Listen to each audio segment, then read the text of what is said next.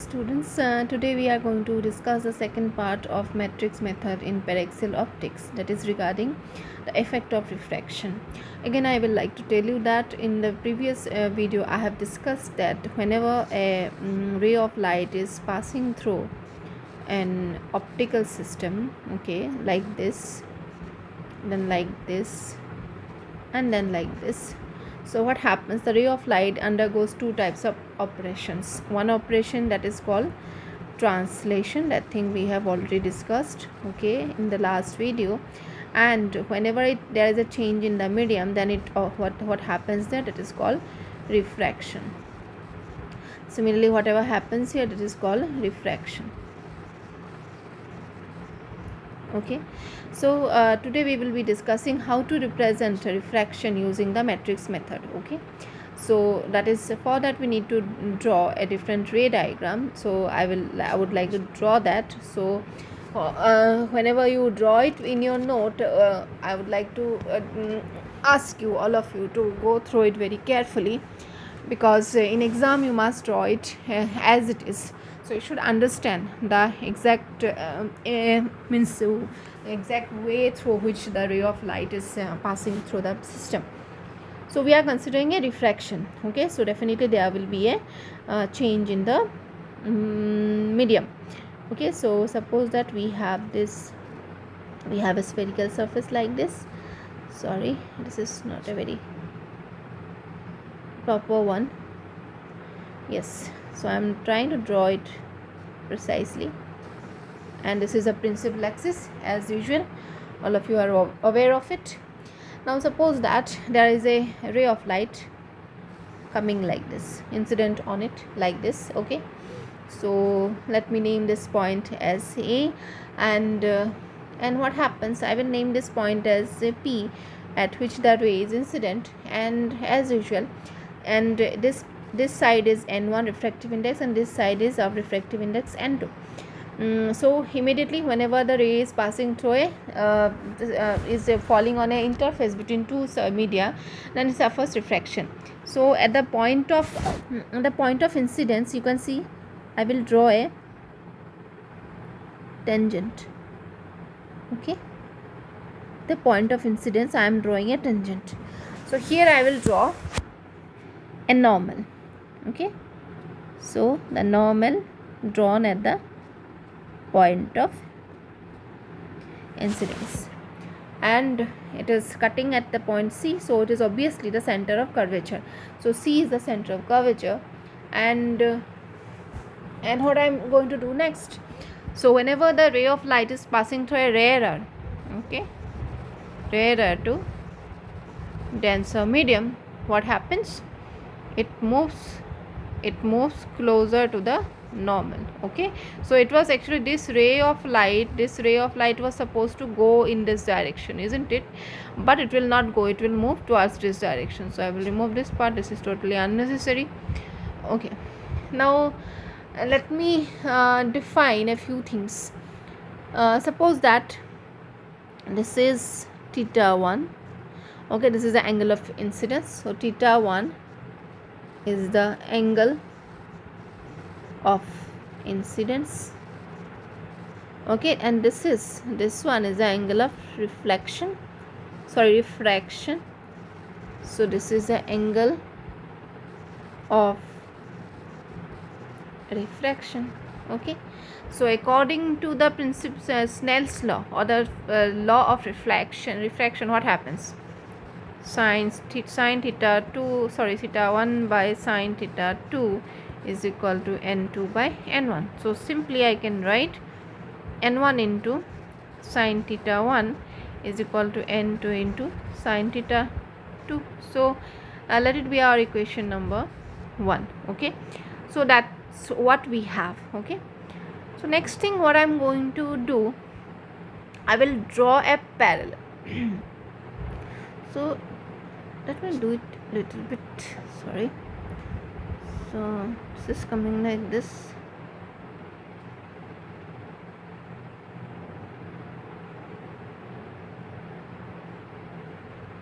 Okay, So what I will like to do, so this is a normal, so obviously it is going like this. So I just modified a little bit. Now I will draw a parallel to the principal axis. So you know that this is the principal axis, isn't it? So if I say that this is x and y, so xy is the principal axis. So I will draw a parallel to the principal axis along the I will draw a parallel to the principal axis at the point P. So this is the point P. So I will draw a parallel like this.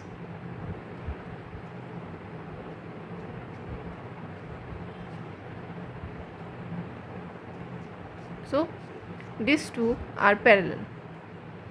Now this point P, I need to write a coordinate for this. So this point P is at a height of x. Okay, and this at this point P, ray of light. This is the ray of light at the point P. At that point P, the ray of light is making an angle. So this is equal to alpha 2. Okay, and at the point P, the incident ray. Okay, the incident ray AP. The incident ray AP is making an angle. Say I will name it alpha 1 with the parallel, and this one I will name as phi 1. Okay, so these are the simple considerations that we have made in the geometry. So you can see that this angle,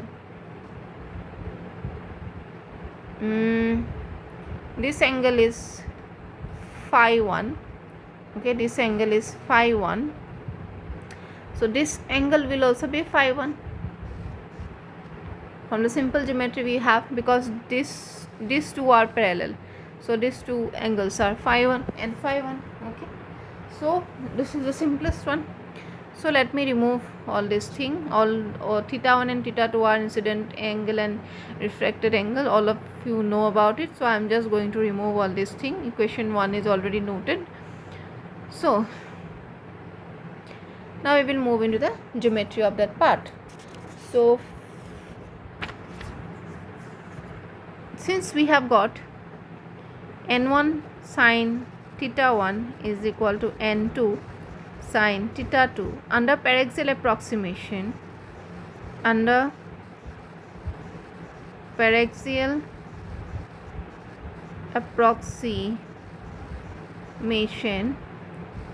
theta is very small.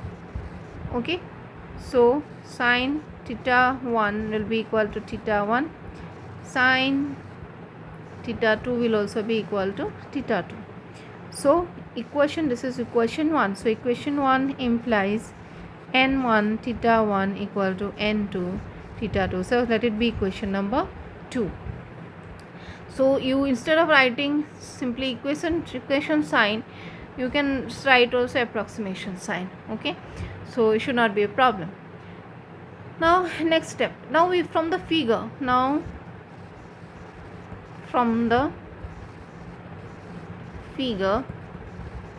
we have, okay, what do we have from the figure? You see, let us find out what is theta 1. Okay, now this is the whole angle. This whole angle is the theta 1. So is it theta 1 equal to alpha 1 plus phi 1? In the diagram you can see theta 1 is nothing but alpha 1 plus phi 1. So you have the diagram means note with you. You can check it. So it is alpha 1 phi 1 or phi 1 plus alpha 1. Okay, next let us check what is theta 2. So this is equation number 3, and let us check what is theta 2. Okay, so let us go back to the diagram. So where do we have theta 2? So this is theta 2. All right, so see, this angle is, these two lines are parallel. So can we write this angle and this angle to be equal? So this angle is also equal to phi 1 because they are alternate angles. So theta 2, so this whole angle theta 2 is nothing but phi 1 plus alpha 2. From this diagram you can see that. So theta 2 is equal to phi 1 plus alpha 2. That will be equation number 4. Okay, so these are simple geometrical considerations that we have taken. Now next thing that we are supposed to consider. Now in the diagram you can see that what is phi 1. Okay, let us go back to the diagram. See, this is the center of curvature. So this is nothing but the radius of curvature. Okay, so radius of curvature, and this is the distance. So is it looking like this? This is the radius, and if I consider this to be x, approximately this one will also be equal to x, approximate, it's not equal. So this length is also equal to x, and this angle is phi 1. So can I write phi 1 equal to arc length divided by radius? Okay, because this portion is looking like an arc length, isn't it? So arc length of length x, so that is phi 1 equal to x by r. So again we have phi 1 equal to x by r. So from there we can simply see that. So let it be our equation number 5. Okay, now let's go back to, now what I will do, I will put these values here, put values from 3 and 4 in 2, and let's see what happens. So it will be putting 3 and 4 in 2 we have. So n1 theta 1 means n1 phi 1 plus alpha 1. So phi 1 plus alpha 1. n2 theta 2 means phi 1 plus alpha 2. Okay, very simple. So n1 phi 1, n1 alpha 1, n2 phi 1, so n2 alpha 2. Okay, so n2 alpha 2 is equal to n1 alpha 1 plus n1 phi 1 minus n2 phi 1. So n1 alpha 1. Okay, so if I take minus common, so it will be n2 minus n1 phi 1. So n1 alpha 1, n2 minus n1 phi 1 is nothing but x by r. So it is equal to x by r. Okay, so if you remember, so n2 alpha 2, n2 alpha 2. So if you remember the last derivation about effect of translation, so n2 alpha 2 is nothing but lambda 2, n optical direction cosine, n1 alpha 1 is nothing but lambda 1 minus n2 minus n1 x by r. Okay, so what I will do, I will mark this thing as a different quantity. Okay, so next step, lambda 2 equal to lambda 1 minus px. Okay, so let it be our equation number 6. So where p is equal to n2 minus n1 divided by r. So this is called power of the refracting surface. This is called power of the refracting surface. Okay, this is a very important quantity. So ultimately what do we have? So already one thing that we have is lambda 2 is equal to lambda 1 minus px. That is the first thing that we have. And then again you can see that, let us go back to the diagram. Okay, So you can see that when implement matrix method, to implement matrix method we need two things, isn't it? One, lambda and x. Two things we need. Okay, lambda is about the angle made by the ray of light with the parallel, x is the height of the ray of light at the parallel. Now let us go back to the diagram. You see the refraction is happening at the point P. Okay, so if you consider the incoming ray, the height of the ray is x. If you consider the outgoing ray, height of the ray is x. That means x1 is equal to x2 equal to x, isn't it? So when the refraction is occurring, height of the ray of light is not changing, it is in the same height. So that means height is not changing. So one condition is that x2 equal to x1. Okay, so I will name it as say x1. Okay, because x2 equal to x1 equal to x, so x in place of x I have written. So this is our equation number 6 and this is our equation number 7. Okay, now we will convert it into matrix form. Okay, so what do we have? Final matrix, and here we have initial matrix, and here we have the refraction matrix. So I will call it as final matrix. Okay, this is the initial matrix and this is the refraction matrix. Okay, so you can understand when the ray entered into the system, what are the values of angle and height? So it was lambda 1 and x1. When the ray left, what it was coming emerging after refraction, what was the height? It was lambda 2, sorry, angle was lambda 2 because angle made is theta 2, and the height was x2. So this thing, this is the initial and this is the final. So in the matrix form, what we can write? Lambda 2 x2. Okay, and then we have lambda 1 x1. Now let us try how to modify it. Okay, so it is lambda 1, in place of lambda 1 it is 1. Okay, here it is in place of x1 it is minus p, so it will be 1 and minus p, and here in place of lambda 1, is there any lambda element here? Is there any lambda element here? No. So lambda here it will be 0 and x element is 1, so it is 0 and it is 1. Okay, so I am again repeating why I have taken 1 here, because here lambda element is 1.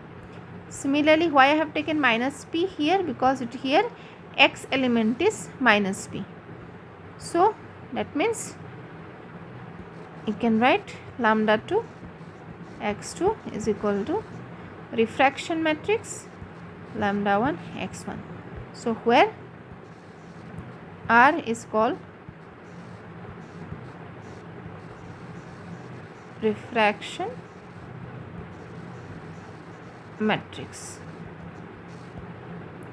Okay, so that's all for the effect to how to study effect of refraction and translation during an in a matrix method study, often in an paraxial optic system. So you can understand and you should remember that here everywhere determinant of translation matrix is also 1, determinants of refraction matrix is also 1. Okay, so these are the properties. Okay, and you can see that, suppose that what I am going to tell you, suppose you have a lens like this. Okay, so if the ray of light is coming like this, okay, and it passing through it and it is going out. Okay, and sorry, let me just simplify it. So the ray is coming out like this, and here you have the image, and here you have the object, here you have the image. Okay, so if I ask you that here the object is at a height x1 and an angle made with the parallel is lambda 1, here the image is at a height say x2 and angle made with the parallel is lambda 2. Okay, so what you will be writing, so sorry, lambda 2 x2. Okay, so here it is lambda 1 x1. See, when the ray of light has started from O, it first underwent translation, isn't it? Translation. So first there will be translation matrix. Now on the whole of it, again it what it went through it, then it happened, what happened after that, it is refraction. So again refraction. Again to give the final image, what happened, it has to go through again what, translation. So it is translation. Can you understand? So the whole, this whole ray diagram is represented by this matrix. Okay, so this thing is called the system matrix. Okay, so depending upon the optical system matrix will be different. So the system matrix is sometimes called ABCD matrix also. Okay, so it is also called ABCD matrix. So simply you can so you know that what is translation, you know that. See here what I have written,